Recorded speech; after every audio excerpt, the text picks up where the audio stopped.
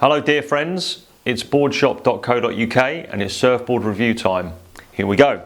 Today we're looking at the Ultra Joe from Channel Islands, a new board based on the average Joe.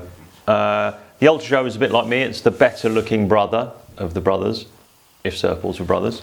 So let's have a little spin around the board and see what's different. It's pretty different actually, it's almost completely changed apart from the word Joe. As you can see from the big fat boy sat back there, the Ultra Joe has a pulled in nose, narrower, more rocker, nose and tail. It's a staged rocker, less volume running throughout. It carries about 10% less volume than the average Joe, a little bit narrower. Still got the meat under the chest where you need it for paddling and to carry that glide in poorer conditions. The rail line is still relatively straight through the middle.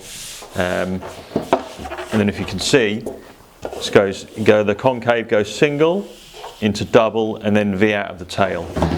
The concave setup like that is there to generate lift, speed for paddling and catching waves and when you're up and riding in poorer sections. And then the little V out of the tail helps the board release into turns.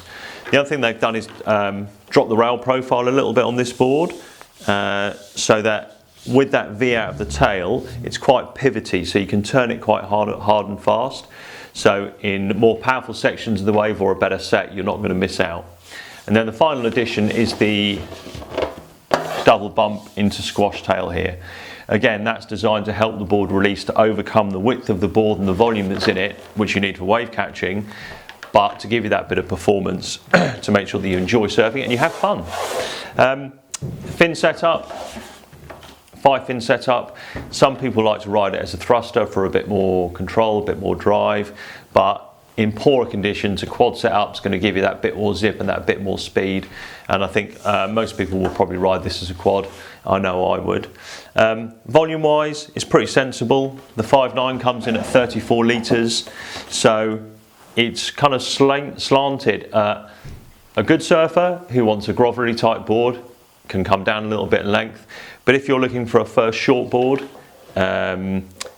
size it up a little bit and it will give you that wave catching ability, that stability, and the fun factor. And like with the average Joe and like all the blurb you can read on the Channel Islands website and stuff, this board is still about having fun. It's maximising your wave count, but it's just giving you that bit more performance in all sorts of conditions, and especially if it's small and it's weak, this board will make the most of those conditions. So for like summer swells or weaker beach breaks, it's ideal. It'll go pretty much knee to head high.